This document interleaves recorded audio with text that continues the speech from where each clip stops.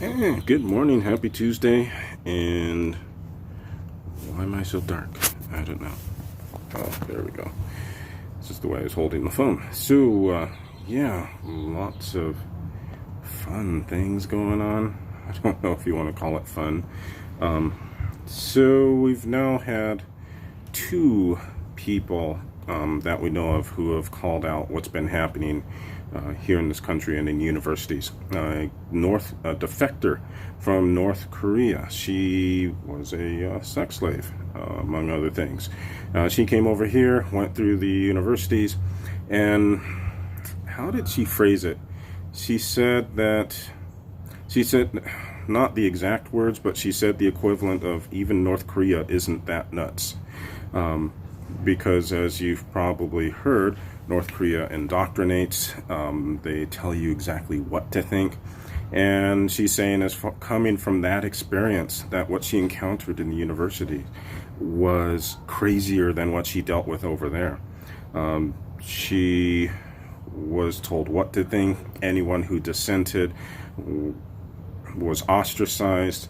She, I believe, received death threats as well, because she said, hey, this isn't quite right. And all this at a current university. There was a meme that joked that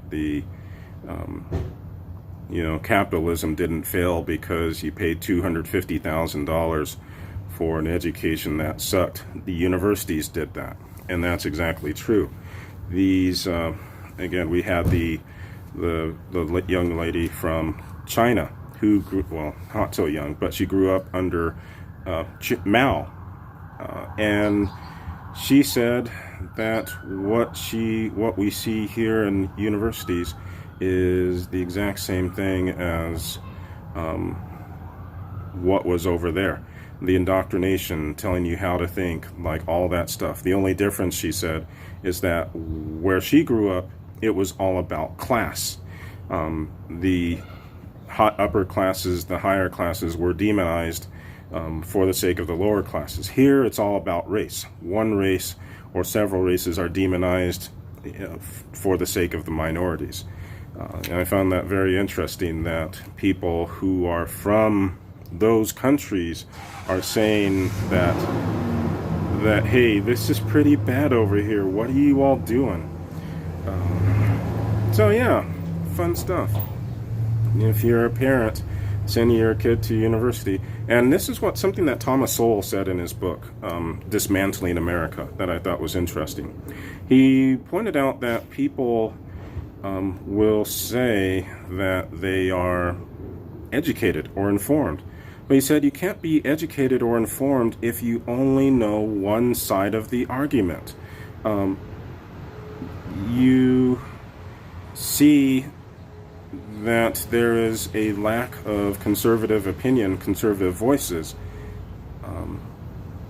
in universities, yet somehow the kids who come out of there are supposed to be fully informed about the world. That's not how that works. You have to know at least a little bit about each side. I mean, even if, some of the folks I know who will say that, like, for example, the Tuttle twins or Candace Owens are extreme right-wing.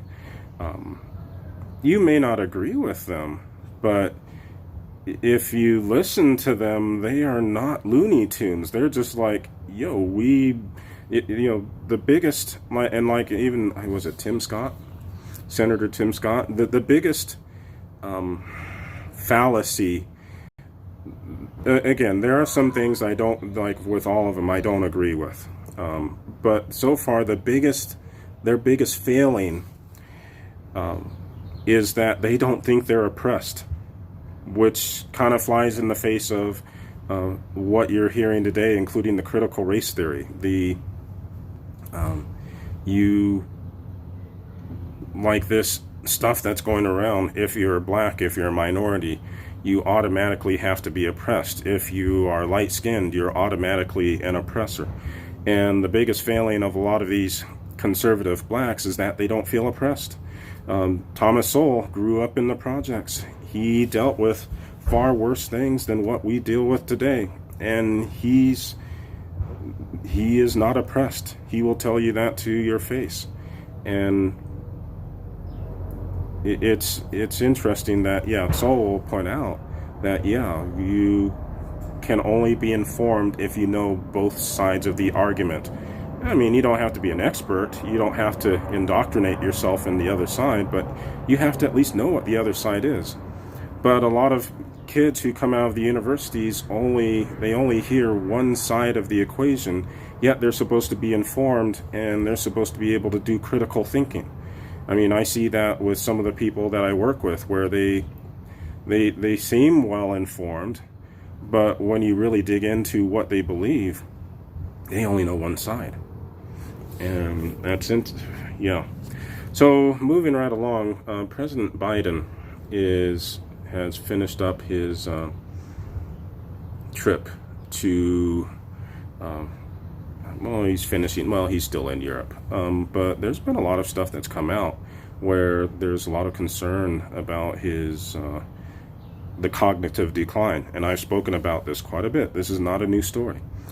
He wandered into a cafe. I think it was more along the lines of a press cafe. It wasn't open to the general public, but he's wandering around, and one of his aides comes in, grabs him by the hand, and leads him out. He was asked a question by a reporter, and he literally phased out for 5 seconds or so, and then phased back in and started answering the question, but I don't know what he was saying. He was giving a short talk about, it was supposed to be about Syria, all about our interaction with Russia and what was going on in Syria. But he said Libya 3 times, and he only corrected himself once. I could see that, Libya, I mean Syria, and then Syria. But what he did was, yeah, we need to do XYZ in Libya, we need to do blah, blah, blah in Syria, and we need to do blah, blah, blah, blah, blah in Libya. And the White House had to clarify that he meant Syria, not Libya. But if you're listening to the speech, he mentioned Libya so many times in that phrase, in that span of time. What was he talking about? He also introduced the president of South Africa a few moments after the British Prime Minister Boris Johnson introduced him. It's like this is the type of, and I've said this before, this is the type of stuff that I encountered with my dad not too long before he passed. This is what I'm seeing, and I'm not saying this to be mean. He should not be in this position. And what's worse, if you could get any worse, and I know if you came looking for something wrong, I'm about to give you something. Kamala Harris.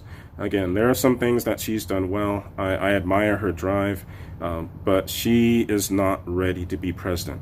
She was so unpopular in the primary that she did not even garner 3% of the votes. She was number 6 in her own state. So of the candidates who are running in her own home state, she was number 6. Tulsi Gabbard, who dropped out with 1 or 2 of the delegate votes, had more delegates than Kamala Harris did. Kamala Harris had 0 and dropped out even before Super Tuesday, Idaho, stuff like that. So you have someone who was so unpopular in her own party that she did not even make it to Super Tuesday, which was when most of the delegates were available, did not pull even 2nd or 3rd place in her own state. Yet we could have her as president. Oh, and this was the other thing that came up. Justin Trudeau, I believe it is, or should I say Justin Trudeau? He was overheard saying that Kamala would be president by the end of 2022, based on what he saw. And again, he's not a doctor. Well, you don't have to. Again, I'm not a doctor either, but I could see the cognitive decline in my dad. It happens when you get old. And the leader of the free world, who's supposed to be the most powerful person in the world, essentially, or one of the most powerful people. He's getting lost. He doesn't know what he's saying. He's wandering around. He loses track of his notes, and other leaders are saying, essentially behind his back, that he may not even last his full first term. And Tim Pool had a good comment on this. It's like, this is what happens when you elect someone because you do not like someone else. Out of 330 million people, and let's say 150 million or so who are either Democrat or left-leaning, we dislike Donald Trump so much that we elected someone who is in cognitive decline, yet is supposed to run this nation. I mean, from a business standpoint, I would not even put him in charge of one of my clients. I mean, you could not. I mean, my clients, some of whom are literal rocket scientists and engineers, would run circles around him. And again, I'm not saying this to be mean. I'm saying this because this is what I'm seeing.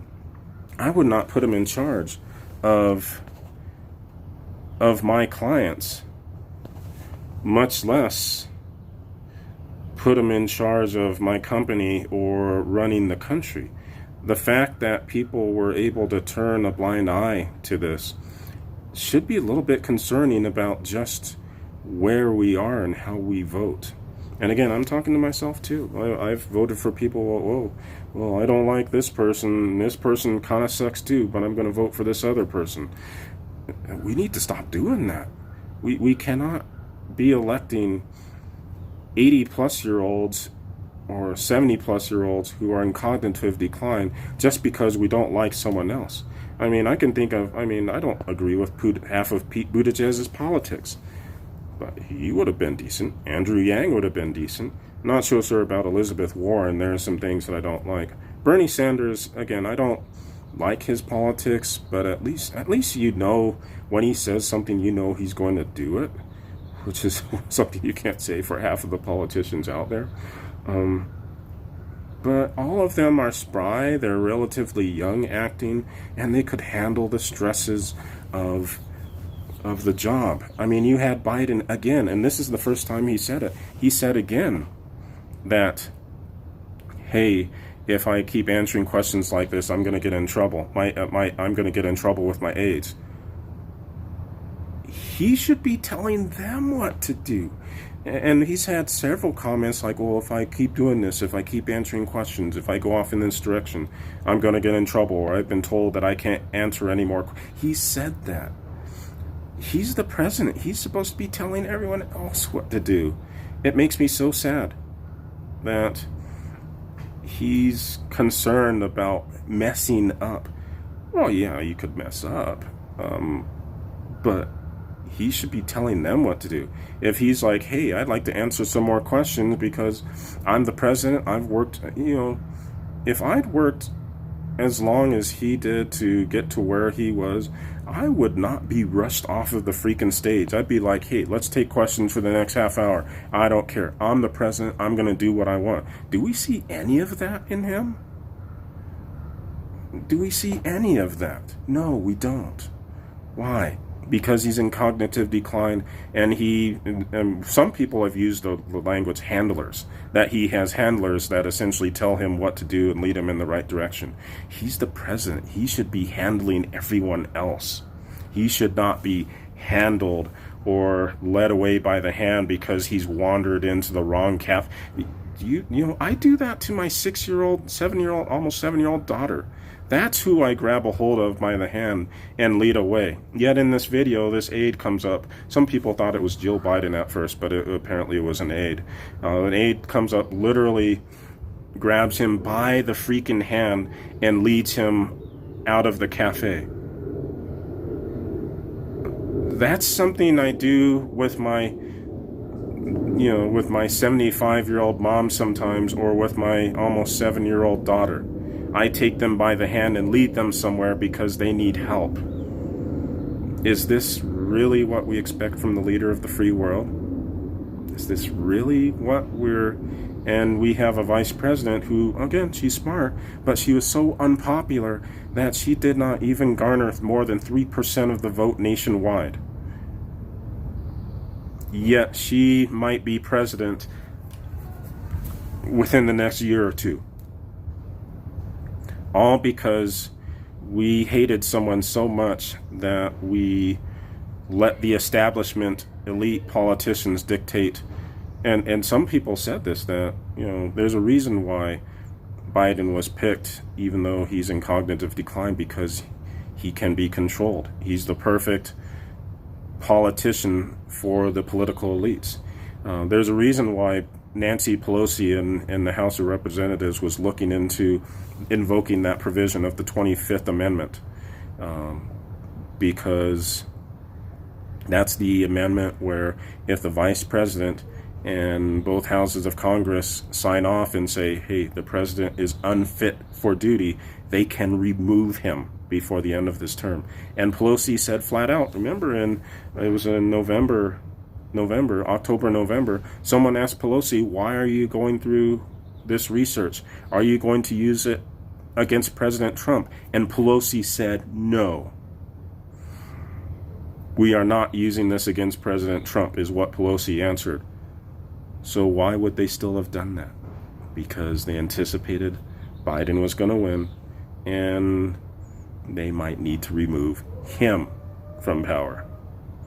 Again, it's speculation at this point, but the dots seem to be connecting in a way that makes sense, especially with what we saw over the weekend and such.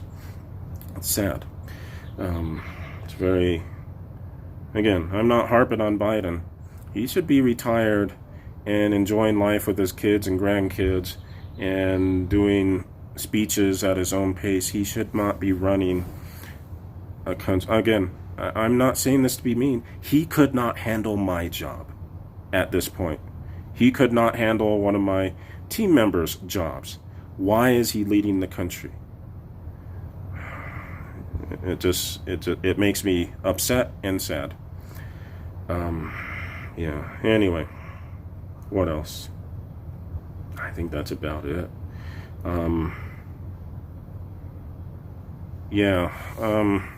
me know what you think. And again, I think it's time for us to really, and again, that's something that's lost. I'm relearning some of this stuff and learning more of this stuff by reading all these books. I'm going to even pick up some, I'm going to call them hostile books that I know I don't agree with the opinions at all, but I'm gonna read them, speed read them, and give you some thoughts on those as well, because with all the stuff going on, I think Sowell's right. You cannot truly be informed if you're only truly versed on one side of the story, one side of the coin. So I'm gonna step things up. So all right, y'all take care. I'll see y'all soon.